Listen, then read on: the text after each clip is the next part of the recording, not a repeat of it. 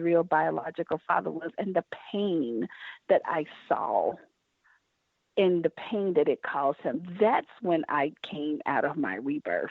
That's when Crown On was created, to understand that I made mistakes and it's okay. But do not let people hold something over your head to where it keeps you so bound that people die from it. Yeah, that's really, So, I'm so sorry that you had that experience, but I'm so, as I have been journaling and taking this experience myself, I have come to find, and it's such a cliche, but it's so true, that the harder the pain, the deeper the discovery. And you move forward in such an empowering way that you were probably, you like me, were probably able to keep everything under the surface. And I did almost exactly what you did, with the exception of a couple things. But, you know, like I had some situations in my life where I did cover up those situations because you're so scared to really talk. And then, so that in turn, you internalize it. It literally is a figurative, and for me, a literal cancer. It eats you from the inside out. And then when you are at that point where you got rid of what was eating you on the inside out, and you went through all the chemo and the radiation and the surgeries and the body parts missing and everything different, it was at that point that you realized, all right, I can't do this. It's not worth me dying, keeping a secret that doesn't belong to me. So, you know, it's no. And so, but how much stronger and better are you now? I mean, and how much do you like look at a rainbow and enjoy it, or look at a butterfly, or you love the taste of your food? You know, like you're so happy to wake up every morning. People are like, "Why are you so happy?" You're like, "Oh, this is new," because I was very unhappy for a very long time, but nobody knew it. Yeah, and the change it manifests from the inside to the outside, and it's so wonderful that you mentioned that it's cancerous. It is, because it eats away. And then I found myself saying, okay, I would run into people because I travel. We were military. I'm an ex-military wife.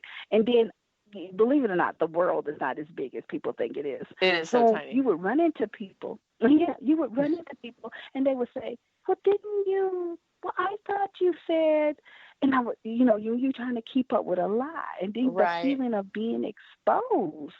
I can't be exposed, you know. Even as working as a social worker back in those days, I was so afraid of being exposed, and it was eating me alive. It was internally killing me, and I just didn't want to live like that anymore. And I said, you know what? I don't care who knows the truth, but I have to be the truth.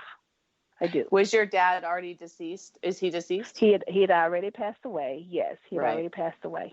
I mean, you have to admit that makes it a whole lot easier with you know? It doesn't know. It did. He passed away with my unforgiveness. Because on his deathbed, the nurse called and he wanted to talk to me, and I would not talk with him. I would not. But there was a family member there that he confessed the sin to, and later, and there was so one family member knew. I come from a big family. The one family member knew. Well, the one family member tried to bury it because, you know, there's just some things we just don't talk about. You know, we don't talk about that, Lynn. Let's just, we don't want to have to evaluate everything. Right. And I could not do it. So it was harder for family to accept it because this was a well-known man in the community. So it was hard for people to swallow that. So when they would hear my testimony, they would call my mom and my stepmom, because my dad got custody of us and we was raised by a stepmother. And people would talk and they were like, well, I didn't know this was going on. Why is she making all this up? So it was a tough road to walk, and I had to walk it by myself. But one thing I will say, there was friends that saw behaviors. There was teachers that when they heard my testimony, started putting the pieces together and said, this is why her life was shifting. Yeah, but go ahead. No, I'm done. You go ahead. Oh, I was just going to say, I really did not mean to cut you off. I really feel like your message that you have to share was what you had to go through this to be able to share it from a place of, just that real genuine place. And why I am so sorry you had to go through all of that. I really am. I'm so happy that the other side is so bright. Yes. Yes, it is. And I tell you, when people come, and I'm going back to the VIP portion, when they come and they say, hey, I have a vision, Seretha, can you help me birth it? That's what I tell people. I'm going to help you. You're getting ready to be pregnant. Okay. Right. Are you going to be able to take care of this baby for the rest of your life? Because if you're not able to take care of the baby, we're not even going to go through the birthing process. So let me know if you're ready to have a baby. And the baby is their vision. So, they'll say, yes, I'm ready. I said, now remember, it's your vision. It's not my vision. I'm just helping you with the birthing process. You have to do the work. Are you ready? Which is funny because in my business, it's a lot of work. It's more work than anything you've ever done. Anything, yes. Yeah. Yes. And it's funny because I'm taking this class, this powerhouse, woman powerhouse business class from Stephanie Franklin, and she's just outstanding. And the first class was, finding your why. Well, we've now gone down through the series where we're finding our client. And she said, I want you to visualize your client and, like all these details, everything. Well, I realized that my description when I was done was not a person, but a soul. And it was really, she just looked at me because it's on a Zoom call. So she just looked at me. She was like, I don't even, that is beyond, I've never heard that. And it's brilliant. And it's kind of funny. Like, I probably shouldn't even be saying it now. But, I don't feel that way. I'm not like a hider of things. I mean, I share everything. I'm a good sharer unless you eat my chocolate chip cookies, and that really makes me mad. But aside from that, I'm a good sharer. And so, everybody in the family was like, oh, Mama sharer, Donito sharer, go share with her. But it's kind of,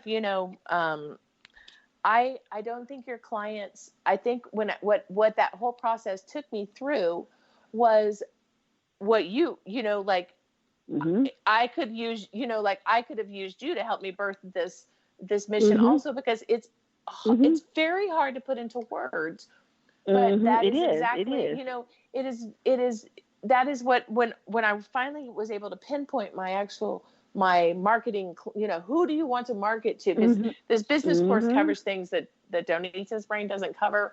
Like, oh, you have to market. No, you have to appeal to this and that. And I'm like, what? No, I don't know how to do any of that.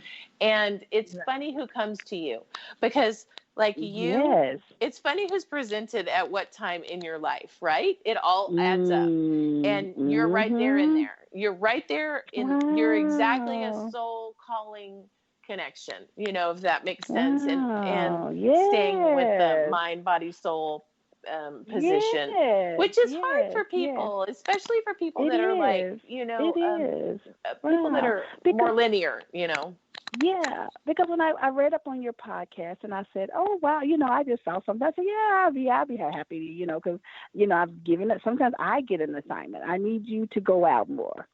I need you to come out from behind the scene. And I saw you. And so I did my research. I did do my research. And one of the things that I really want to admire you about is the boldness. Being able to step out of the comfort zone and to connect with people to get them to share. There is a certain amount of people that have the ability to get other people to talk about their story. And you have that. You have that. Don't lose that. Enhance on that. And I'm going to give you a little secret. And just by striking up a conversation with strangers, you'd be surprised what they tell you. And I see you doing that a lot. You do that a lot. I do. And I have, my mom jokes that I have a neon sign above my head that I can't say that says free therapy here with a giant arrow. My mom said, she said, you've always had a sign above your head that says, please talk to me. Even being young, these things would happen. I am so sorry. We are out of time, but that's okay. I would love to have you come back on, and I know the listeners would like to have you come back on and tell us, a little bit more detail next time. This is a good introduction, and if you want to follow Seretha on Twitter, she is available at Seretha, Seretha Nobbin, and then what is your Facebook? My Facebook page is, I have Crown On. It's all one word, Crown On. I have VIP initiating purpose. Just key in VIP, and it's going to pull up too, and it's going to say I also have a photography business because I capture pictures. So it's VIP Elite Photography, and the hub of my company is, of course, Visionaries Initiating Purpose. Okay. Oh, right. And what's your website? My website is Visionaries Initiating. It's a big one. VisionariesInitiatingPurpose.com. Okay. So I want to thank you for being on the show today. Thank you for having me. Oh, my pleasure. And we'll look forward to having you back. I have a new sister. We do. Yes, ma'am. Yes, ma'am. Thank you for joining us today on the Mama Bear Cancer Support Podcast on Society Bites Radio, social interaction for the mind, body, soul. For more information about Mama Bear or to hear all of the podcasts, please find them on my website at www.mamabearcancercoach.com. I'm your host, Mama Bear Donita. Until next time, thank you for joining Mama Bear Donita.